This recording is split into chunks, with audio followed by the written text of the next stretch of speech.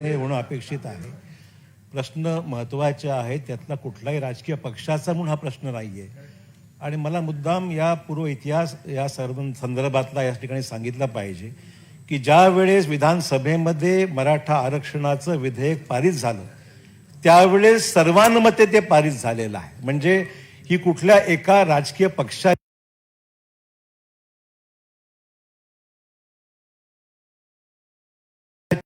किंवा सरकारची प्रॉपर्टी म्हणून हा विषय नाही आहे. किंबहुना यामध्ये कोणाची वेगवेगळी भूमिका अजिबात नाहीये, आधी नव्हती. आणि आम्ही सुद्धा ज्यावेळेस विरोधी पक्षात होतो त्यावेळेस सुद्धा तत्कालीन मुख्यमंत्र्यांना आम्ही सहकार्याची भूमिका घेऊन एक मताने हा निर्णय या महाराष्ट्राच्या विधिमंडळामध्ये पारित झाल्याची इतिहास आपल्या समोर आहे. त्यामुळे या विषयावर कोण काय बोलतंय किंवा कोण राजकारण करायचं करू द्या, मी या विषयासंदर्भामध्ये अतिशय जबाबदारीने मला भूमिका मांडायची आहे. आणि ती म्हणजे आता केंद्र सरकारला या विषयासंदर्भामध्ये आपली भूमिका मांडायला एक चांगली संधी मिळालेली आहे. आपल्याला माहिती आहे की आता सर्व प्रकरण न्यायप्रविष्ट आहे. पुढच्या महिन्याच्या 8 तारखेपासून या मुद्द्यावर रेग्युलर सुनावणी सर्वोच्च न्यायालयामध्ये होणार आहे. आठ तारखे याच महिन्यात 8 मार्च पासून या सर्व आरक्षणाच्या संदर्भामध्ये म्हणजे रेग्युलर सुनावणी सर्वोच्च न्यायालयात होणार आहे. पण त्याच्यामध्ये सुनावणी सुरू होण्याच्या अगोदर जर केंद्र सरकारने याच्यामध्ये 3-4 मुद्द्यावर जर व्यवस्थितपणे आपली भूमिका मांडली तर देशातल्या सर्वच आरक्षणाच्या विषयावर खूप मोठी मदत केंद्र सरकार करू शकतं. हा त्यातला पहिला महत्वाचा मुद्दा आहे. एक तर मला मुद्दाम सभागृहाला अवगत करायचं आहे की मुख्यमंत्र्यांनी प्रधानमंत्र्यांना पत्र पाठवलं. मी माझं स्वतःचं पत्र लॉ मिनिस्टरला गेलं. ॲडव्होकेट जनरलनी अटॉर्नी जनरलला पत्र पाठवली, लॉ सेक्रेटरीला पत्र पाठवली आहेत. पण दुर्दैवाने अध्यक्ष महोदय या बाबतीमध्ये एकही त्याला समाधानकारक उत्तरच आलं नाही. मग दुर्दैवाने या विषयावर कुठेतरी समाधानकारक उत्तर होणं अपेक्षित होतं, किमान अॅक्नॉलेजमेंट तरी किंवा नाही आम्हाला प्राप्त झालं, आम्ही लक्ष घालत आहोत. जे रुटीन जर उत्तर आलं असतं तरी चाललं असतं. दुर्दैवाने एकही पत्र याच्यामध्ये आलेलं नाही. हा त्याचा पहिला मुद्दा. असो मला त्याचं अजून काही बोलायचं नाही, परंतु शरदराव म्हणले त्याप्रमाणे 28 तारखेला आम्ही व्हिडिओ कॉन्फरन्सिंगद्वारे बैठक सह्याद्रीमध्ये घेतली. मुख्यमंत्र्यांच्या अध्यक्षतेखाली ती बैठक पार पाडली आणि त्याच्यामध्ये केंद्रीय जे आपले कायदे मंत्री आहेत त्यांनाही विनंती केली होती की आपण यावं. सुरुवातीला थोडंसं येण्याचं ते सकारात्मक होते, नंतर का आले नाहीत मला कल्पना नाही. देवेंद्र फडणवीसजी त्या बैठकीला VCच्या द्वारे उपस्थित होते. मुख्यमंत्री, उपमुख्यमंत्री, मंत्रिमंडळ उपसमितीचे सदस्य, ॲडव्होकेट जनरल हजर होते. आपले जे सिनियर काउन्सिल्स आहेत ते हजर होते. शासनाने जे समन्वयक वकील होते ते हजर होते. अशी मोठी कॉन्फरन्स झाली आणि त्या कॉन्फरन्समध्ये आणि आपले जे केंद्रामध्ये सर्वोच्च न्यायालयामध्ये बाजू मांडणारे मुकुल रोहतगी आणि श्री पटवालिया हे जे सिनियर काउन्सिल्स आहेत ते उपस्थित होते. आता मुद्दा याच्यामध्ये 4-5 मुद्दे रणपीसीने जो उल्लेख केलेला आहे अध्यक्षामध्ये, आज इंदिरा साहनी एक केस लॉ झालेला आहे, काही मला वाटतं 20-25 वर्षापूर्वीचा 92चा काही मागचा इतिहास आहे. आणि त्याच्यामध्ये आरक्षण हे 50%च्या वर जाता कामा नाही अशा प्रकारचा एक त्यावेळेसचा निर्णय सुप्रीम कोर्टात इंदिरा साहनी केसमध्ये झालेला आहे. या पार्श्वभूमीवर मग आज महाराष्ट्राचं मराठा आरक्षण 50%च्या वर गेलेलं आहे. हा विरोधी ज्यांनी विरोध केला आरक्षण त्यांनी मुद्दा तो त्या महत्वाचा मांडलेला आहे. पण हा मुद्दा मग एवढाच मर्यादित आहे का? देशामध्ये जवळपास 16 राज्य अशी आहेत की ज्या ठिकाणी आरक्षण 50%च्या वर गेलंय. आणि दुसरं तेच नव्हे तर पार्लमेंटनी देशाच्या सर्वोच्च सभागृहाने जो कायदा पारित केला इकॉनॉमिकली विकर सेक्शन EWSचा, तो सुद्धा 50%च्या वर आणि अबाव 10% इकॉनॉमिक आर्थिकदृष्ट्या दुर्बल घटकासाठी आरक्षण देण्याचा निर्णय जो पंतप्रधानांनी मूव्ह केला, सरकारने मूव्ह केला, तो सुद्धा सर्वोच्च न्यायालयात आता आव्हान त्यांना देण्यात आलेला आहे.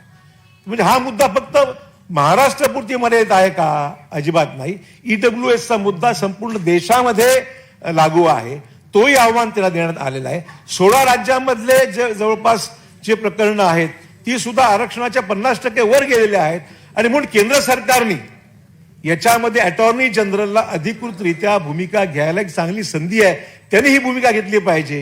हे सर्व मॅटर्स जे आहे एकत्रित टॅग करा, एकत्रितपणे टॅग. काल एक महत्वपूर्ण निर्णय सुप्रीम कोर्टात झाला, तो म्हणजे हरियाणा आणि छत्तीसगड हे मॅटर्स हे काल टॅग करण्याच्या बाबतीमध्ये सर्वोच्च न्यायालयाने काही निर्णय घेतल्याची माहिती माझ्याकडे आलेली आहे.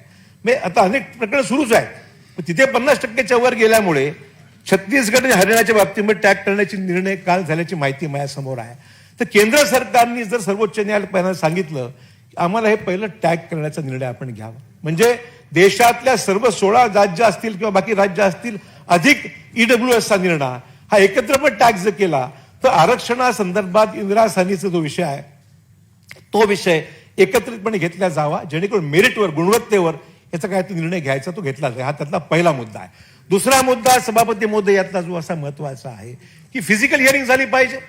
एवढं व्हॉल्युमनच सगळं रेकॉर्ड आहे. हे रेकॉर्ड जर पाहिलं तर हजारो पानाचं रेकॉर्ड त्याच्यामध्ये आहे, जे रेकॉर्ड सुप्रीम कोर्टामध्ये फिजिकली त्या ठिकाणी ठेवून बोलता आलं पाहिजे. व्हर्च्युअलला बऱ्याच वेळा व्हीसीवर समजत नाही, ऐकता येत नाही, समोर काय बोलणार हे समजत नाही, असे भरपूर लिमिटेशन त्याच्यामध्ये आहेत. त्यामुळे फिजिकल हिअरिंग याच्यामध्ये झाली पाहिजे. ही एक शासनाची महत्वाची भूमिका अध्यक्षमुळे त्याच्यामध्ये. सर्वात महत्वाचा मुद्दा जो या ठिकाणी आहे तो असा आहे की इंदिरा साहनीचा जो निर्णय आहे तो 9 बेंचच्या जजेसनी घेतला होता. आता हे कॉन्स्टिट्यूशन बेंच जे आहे ते 5 जजेसचं आहे. तर 5 जजेसचं बेंच हे 9 जजेसनी घेतलेला निर्णय हा ओव्हररूल करू शकत नाही. हा त्यातला अतिशय महत्वाचा कायदेशीर मुद्दा आहे. हा मुद्दा सुरुवातीला कोण मांडू शकतं? आपण तर त्याच्यामध्ये प्रतिवादी आहोत, विरोधक तर हा मुद्दा मांडणारच नाहीत. पण केंद्र सरकारने जर अटॉर्नी जनरलने मुद्दा मांडला की हा सबस्टॅन्शियल क्वेश्चन ऑफ लॉ आहे आणि सबस्टॅन्शियल क्वेश्चन ऑफ लॉ असल्यामुळे हा विषय जो आहे तो लार्जर बेंचमध्ये 9 किंवा 11 मेंबरच्या बेंच समोर जर गेला या प्रश्नाला न्याय देता येईल, हा त्यातला महत्वाचा बाब आहे. आणि म्हणून हे सगळे कायदेशीर मुद्दे लक्षात घेता आता केंद्र सरकारला ही बाजू मांडण्याकरता त्याच्यामध्ये खूप वाव आहे. विरोधी पक्ष नेते देवेंद्र फडणवीस सुद्धा त्या दिवशी मिटिंगमध्ये हजर होते. त्यांनी सुद्धा याच्यामध्ये सकारात्मक भूमिका घेतली. मुद्दाम सांगितलं पाहिजे सभागृहात हा विषय फक्त सरकार म्हणून बोलत नाहीये, पण विरोधी पक्ष नेते सुद्धा त्याच बैठकीला उपस्थित होते.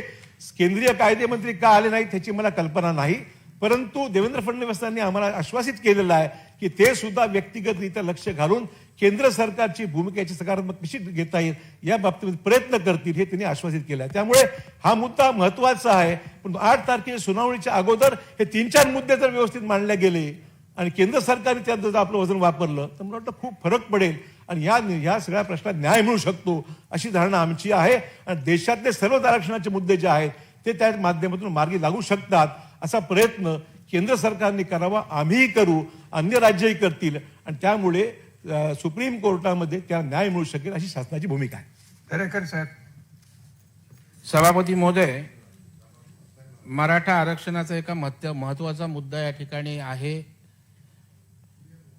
आणि चव्हाण साहेबांनी तेच सांगितले जे आतापर्यंत सांगतायत, केंद्रावर ढकलून प्रत्येक गोष्ट मोकळी होता. आणि मी बघतोय की सरकारला आल्यापासून केंद्र आणि राज्य याच्या पुढे जातच नाहीये. एका बाजूला सांगता केंद्राने मदत करा, मी होतो देवेंद्रजींबरोबर आदल्या दिवशी, त्या ठिकाणी केंद्रातले मंत्री लॉ अँड मिनिस्टर येणारच नव्हते, पण तुम्ही असं प्लॅन करता की ते त्यांना दाखवलं कार्यक्रमामध्ये ते उपस्थित राहणार, जे मुळातच येणार नव्हते.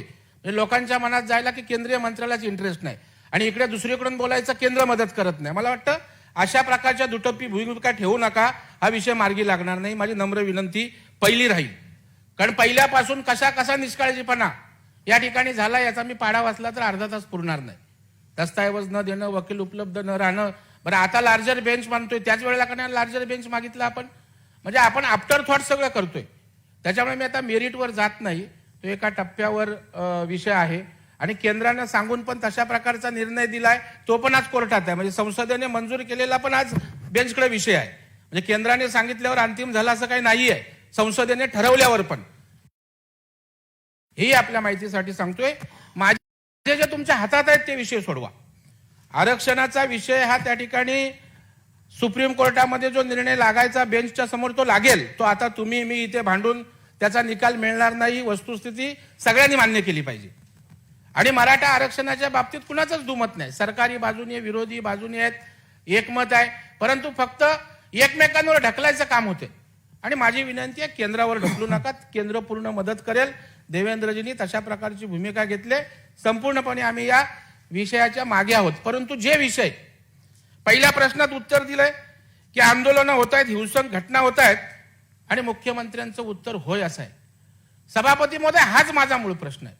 ज्या वेळेला देवेंद्र फडणवीस साहेब मुख्यमंत्री होते त्यावेळेला राज्यामध्ये तर टोकाचं आंदोलन झालं होतं. म्हणजे मोर्चेंनी एवढा एक पीकला आंदोलन गेलं होतं की काय विचारू नका.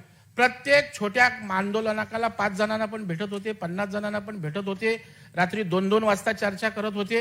हे तुम्ही सगळ्या मराठा समाजाच्या आंदोलकांना विचार. आज त्या ठिकाणी आंदोलन तिकडे जालन्यात चाललंय, आष्टी पिंपळगावला, आज आझाद मैदानात पोरं मरतायत. कोण ही मुलं आहेत तर ज्यांना तुम्ही अपॉइंटमेंट दिल्यात पण जॉईन करून घेतलं नाही. हा विषय तर तुमच्या हातामध्ये आहे.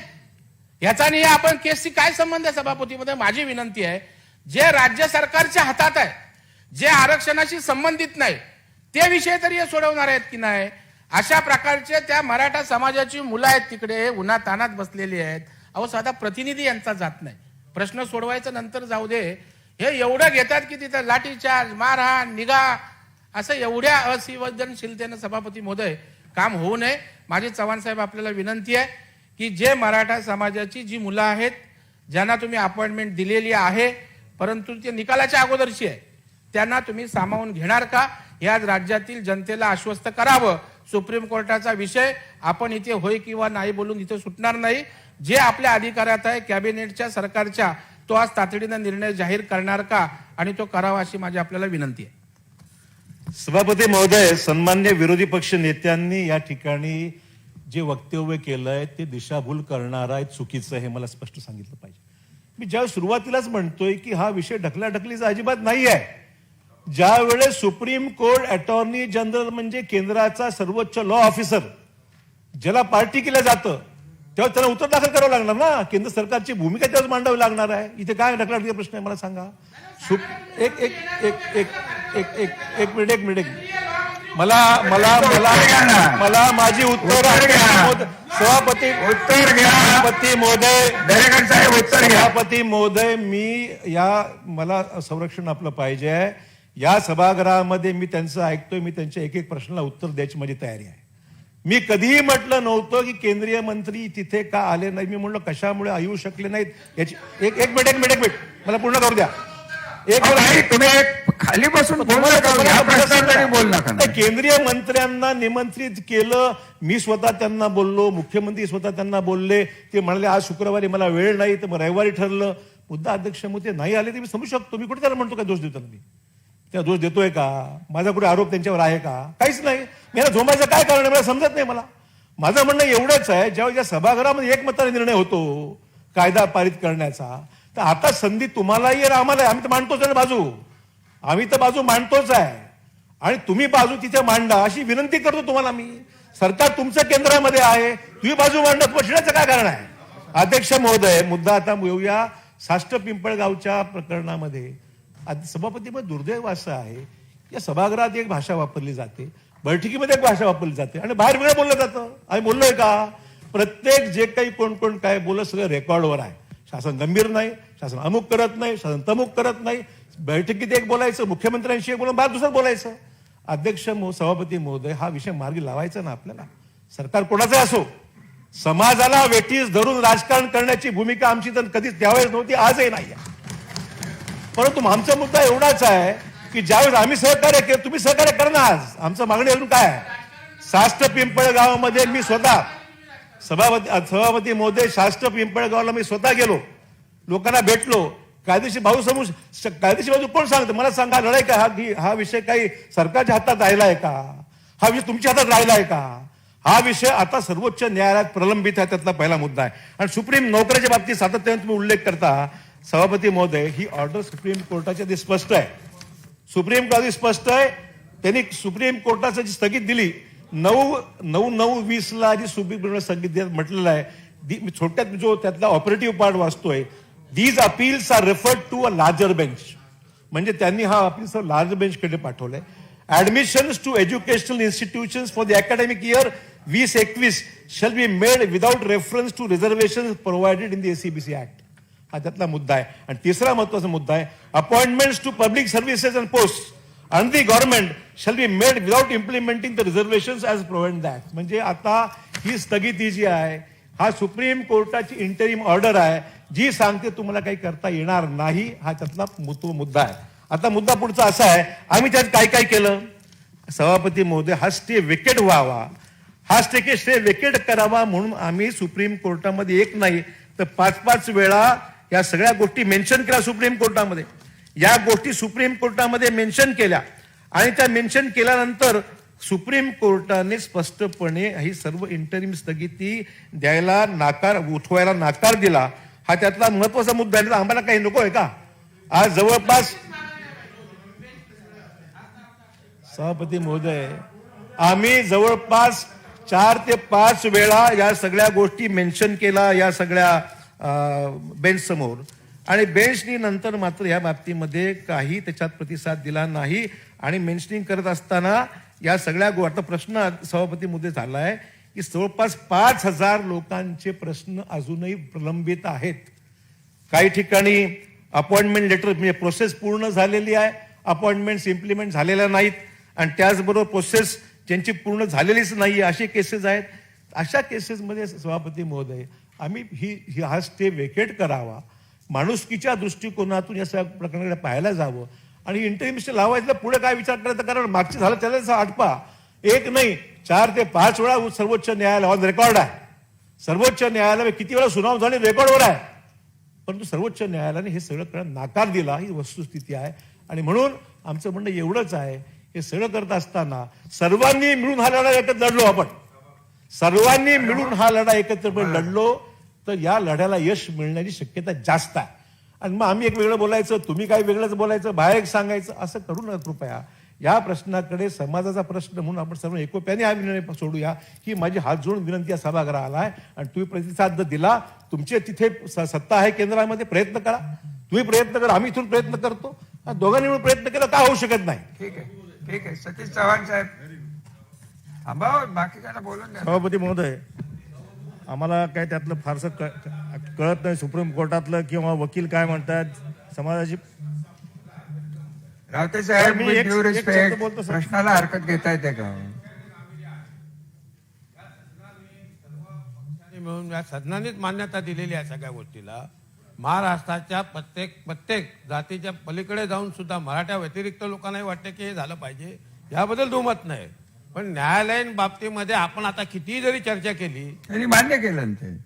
मग ते वाळूमध्ये पाणी ओतून कशासाठी आपण सभागृहाचा वेळ घालवायचा, असं मला नम्र विनंती आहे. त्यापेक्षा माननीय मंत्री महोदयांनी विरोधी पक्ष नेत्यांना जी विनंती केलेली आहे की आपण दोघे मिळून केंद्राला याच्यामध्ये आता आणायचा प्रयत्न करू आणि केंद्राच्या माध्यमातून एक चांगलं पाऊल घेतल्यामध्ये सर्वात मोठं उचललं गेलं आहे. मराठा आंदोलनाचं स्वागतार्ह पाऊल असं आहे की महाराष्ट्र नेहमी देशाचं नेतृत्व करतो, तसं मराठ्यांचं आंदोलन हे देशाचं नेतृत्व करणार आहे. कारण आता असा निर्णय घेण्यात आलेला आहे या जी काही सर्वोच्च न्यायालयामध्ये आता जी काही चालू झालेली आहे त्याच्यामध्ये देशातल्या इतर राज्यातल्याही बाबी त्याच्यामध्ये आणायच्या आणि हा निर्णय घेण्यासंदर्भामध्ये नेतृत्व वेगळ्या पद्धतीने जाते. या आंदोलनाचा सर्वात मोठा भाग काय आहे तर देशामधल्या इतर राज्यामधल्या सुद्धा लोकांना न्याय मिळवण्याकरता हे आंदोलन उपयोगी येणार आहे. त्यामुळे आपण चर्चा निरर्थक आहे. मला काही नाही 10 नाही 50 लोकांनी बोलावं, पण कायद्याची बाजू त्यांनी मांडली. कायद्याच्या संदर्भामध्ये केंद्र सरकारच्या संदर्भात विरोधी पक्ष नेते म्हटले त्या अधिकारामध्ये योग्य आहे तो प्रश्न आहे. आणि त्यामुळे आपण सर्वांनी मिळून केंद्र सरकारला ह्या संदर्भामध्ये करण्याकरता आपण या सर्व पंच कमिटी नेमून खालच्या सभाची कमिटी नेमून सभागृहाचं म्हणून आपल्या नेतृत्वामध्ये जाऊन आपण जर ती विनंती आणखीन केंद्राला केली की सभागृहाचा निर्णय आहे तर त्याला जास्त महत्व येईल असं मला वाटतं. ठीक आहे, योग्य आहे, बघा तुम्ही योग्य. सतीश चव्हाण थांबा जरा. सतीश चव्हाण नाव पुकारलंय ना. साहेब सभापतीमध्ये मी हेही निदर्शनास आणू इच्छितो की अशा प्रकारचं आरक्षण हा स्थगिती येण्यापूर्वी 832 लोक जी भरली गेली म्हणजे परिवहन खात्यात मी मंत्री असताना त्याच्यामध्ये आरक्षण दिलं गेलं, त्यांना मिळालं. त्याच्यानंतर 15,000च्या वर जी भरती एसटी मध्ये झाली त्याच्यामध्ये हे आरक्षण दिलं गेलं. पण एकाही नेत्यांनी त्या संदर्भात उल्लेख करून त्याचं कधी दोन शब्द चांगले बोलले नाहीत. हे चव्हाण साहेब बोला. थांबा जरा. सभापती महोदय, दरेकर साहेब खूप तुम्हाला वेळापासून तुम्ही दुसऱ्याला संदेश देणार नाही. दरेकर साहेब, हे माझा रेकॉर्ड घ्या, तपासा. ठीक आहे, मी तपासून काढून टाकेन. सभापती महोदय, आम्ही काय कायदे तज्ञ नाही. ही सगळी चर्चा बघितल्यानंतर फक्त 2 प्रश्न आमच्या मनात आहेत. सन्माननीय अशोक चव्हाण साहेबांनी त्याला आमचं समाधान करावं. आमची अशी माहिती आहे की केंद्र शासनाने जर का त्याला शेड्यूल 9 मध्ये टाकलं तर सर्वोच्च न्यायालयाला त्याच्यामध्ये हस्तक्षेप करता येत नाही. त्यांना प्रश्न विचारू द्या. तुम्ही काय उत्तर देताय? तुम्ही खाली बसा. त्यांचा चुकीचा प्रश्न असेल तर मंत्री उत्तर देतील. सर, ते मंत्री उत्तर देतील. तुम्ही खाली बसा. तुम्ही दुसऱ्या घरावर गदा आणू नका. मंत्री उत्तर देतील. मंत्रा उत्तर देतील. साहेब, मी आधीच सांगितलं, मी कायदेतज्ञ नाही. आम्ही फक्त तुमच्या चर्चेवरून आमचे मतं बनवतो, समाजाच्या चर्चेवरून आमचे मतं बनवतो. अशोक चव्हाण साहेब, माझे 2च प्रश्न आहेत फक्त. केंद्र शासनाला आमची अशी माहिती आहे की केंद्र शासनाने जर का शेड्यूल 9 मध्ये हा प्रश्न टाकला आरक्षणाचा, तर सर्वोच्च न्यायालयाला हस्तक्षेप करता येत नाही. हे खरे आहे का? एक, आत्ताच आपण माहिती दिली की केंद्र शासनाने अजून त्यांची भूमिका स्पष्ट केली नाही. मग केंद्र शासन त्यांची भूमिका केव्हा स्पष्ट करेल असं आपल्याला वाटतं? ह्या 2 प्रश्नाचे उत्तर मला पाहिजे. मला काही नको. द्या. सभापती महोदय, पहिला प्रश्न महत्वाचा आणि दुसरा सुद्धा तेवढाच महत्वाचा आहे. पहिल्या प्रश्ना संदर्भामध्ये कायदेशीर भूमिका ही जी आहे ती काही प्रमाणात मी सांगू शकेन. मी काही कायदे तज्ज्ञ नाही की ज्याच्यामध्ये शेड्यूल 9 मुळे तामिळनाडूला जे संरक्षण मिळालेलं आहे. एक मिनिट, उशीर झाला होता. एक तर 2 गोष्टी घडलेल्या आहेत. शेड्यूल 9 प्रमाणे तामिळनाडूचा जो कायदा आरक्षणाचा झाला, तर शेड्यूल 9 प्रमाणे तामिळनाडूच्या कायद्याला संरक्षण मिळालेलं आहे. आता मी जर म्हणालो की मागच्या शासनाने काय केलं नाही, तर परत आरोप माझ्यावर होईल की तुम्ही देशोलाप करताय काय, म्हणून मी काय अधिक बोलत नाही. हा निर्णय घेत असताना सुप्रीम कोर्टाचे जे ऑब्झर्वेशन्स आहेत ते ऑब्झर्वेशन जर आपण पाहिले, तर मला वाटतं की त्याच्यामध्ये थोडीशी सुधारणा करण्यासारखी वाव जो आपल्याला आहे, तो वाव आपण लक्षात घेऊन जर काही आपल्याला साध्य करता आलं तर त्याचाही प्रयत्न करायला हरकत नाही. आणि शेड्यूल 9 प्रमाणे जर तामिळनाडूला संरक्षण मिळत असेल तर महाराष्ट्राला सुद्धा शेड्यूल 9 मध्ये घेण्यासंदर्भात पार्लमेंट सुरू आहे. पार्लमेंटच्या स्तरावर काय करणं शक्य असेल तर कायदे तज्ञांचा सल्ला केंद्र सरकारकडे सगळे सिनियर काउन्सिल्स आहेत, अटॉर्नी जनरल आहेत, त्यांचा सल्ला घ्यावा. एक मिनिट, सल्ला घ्यावा आणि शक्य असेल, मी म्हणून शक्य असेल तर शेड्यूल 9 मध्ये घेण्यासंदर्भातला प्रयत्न करायला हरकत नाही.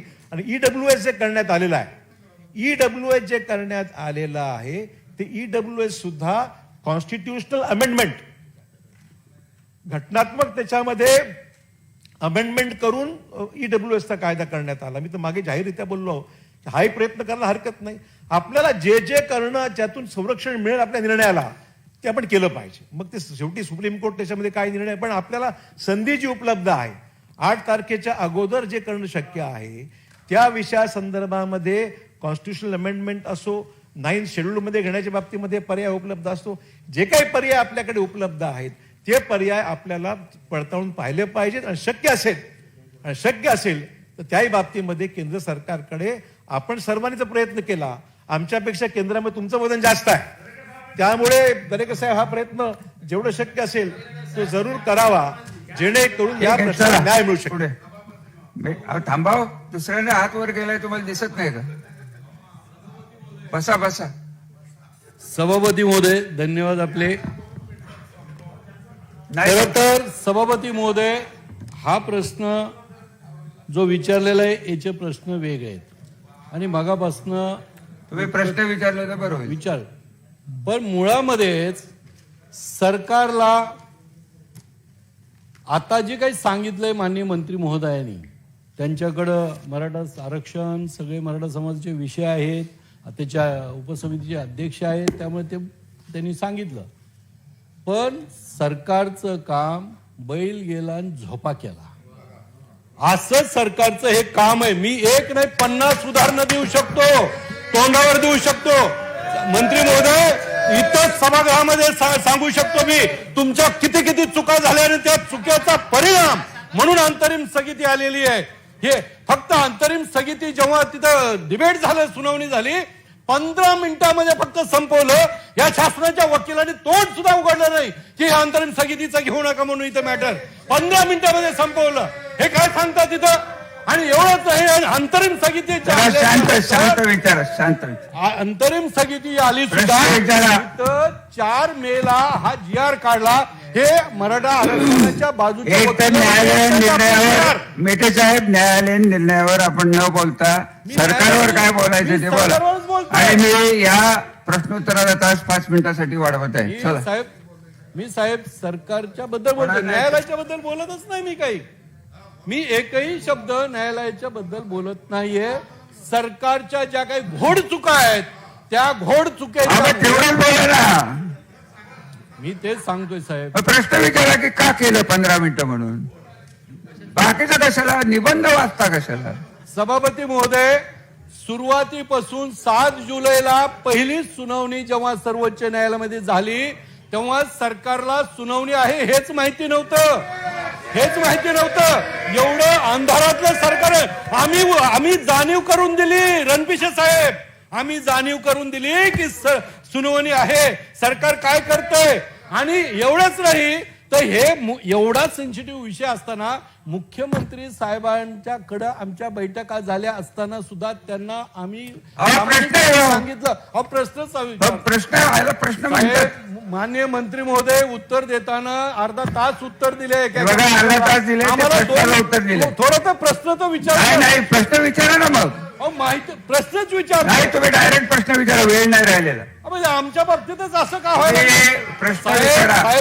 साहेब सरकारनं मराठा समाजाच्या मुलामुलींचं पार जीवन उद्ध्वस्त केलंय, समाजावरचा वार वरवंट फिरवायलाय. आपल्याकडूनच आम्हाला अपेक्षा आहे तुम्हीच न्याय द्याल आणि तुम्ही आम्हाला संरक्षण द्या. जे प्रश्न विचारा ना. आमचा प्रश्न एवढाच आहे की मुख्यमंत्री महोदयांनी उत्तर का देत नाही हा एक प्रश्न. कारण मुख्यमंत्री महोदय पळ का काढायला लागले त्या प्रश्नावरून हा प्रश्न. कारण आरक्षणाशी संबंधित नाही. 35% समाजात मी मगाशी त्याचं उत्तर दिलंय. आरक्षणाचा विषय हा चव्हाण साहेबांच्याकडे असल्यामुळे आणि ते समर्थ असल्यामुळे, या राज्याचे माजी मुख्यमंत्री असल्यामुळे त्यांचं उत्तर शासनाची बाजू ते मांडू शकतात. त्यामुळे मुख्यमंत्र्यांनी उत्तर द्यावं असं कुठं कायद्यात म्हणलेलं नाही. 8 तारखेपासून ते 18 तारखेपर्यंत ज्या सुनावणी आता होणार आहे, अंतिम सुनावणी, त्याच्याबद्दलची तेवढं विचारा. त्याच्याबद्दलची काय रणनीती सरकार. ते आता कसं सांगता येईल. काय मेटे साहेब, काय तुम्ही बोलतो. पब्लिक डोमेन मध्ये का कोर्टात काय विचारू देत नाही. विषय असा तुमच्या लक्षात येत नाही. हा प्रश्न चुकीचा आहे. तुम्ही कोर्टात शासन काय मांडणार आहे, तुम्ही विधान परिषदेत बोलताय. ही कुठली पद्धत आहे. मग माझा प्रश्न पूर्ण होऊ द्या ना, मी पुढचं बोलतोय. मी प्रश्न पूर्ण होऊ द्या ना माझा. मला अर्धवट प्रश्न तुम्ही ऐका आणि आम्हाला बोलू देत नाही. जी काय रणनीती ठरवल्याची त्याच्याकरता जे याचिकाकर्ते आहेत त्यांची आम्ही अनेक वेळा सांगितली मुख्यमंत्री महोदयाला, मंत्री महोदय की बैठक घ्या आणि आमच्यासह सांगा की तुम्ही काय करा. तुमचे वकील आमच्या याचिका आहेत ना, तुमच्या वकिलांनी काय करावं हे तुम्ही सांगा. कारण सरकारला अधिकार आहे. सरकारला पहिला प्रिफरन्स सरकारचा आहे. मुख्य ही सरकार आहे त्याच्यात भूमिकेत. मग त्यांनीच अजून प्रश्न येतो याचं तर उत्तर घ्या ना. मग परत आम्हाला तुम्ही बोलू देत नाहीत.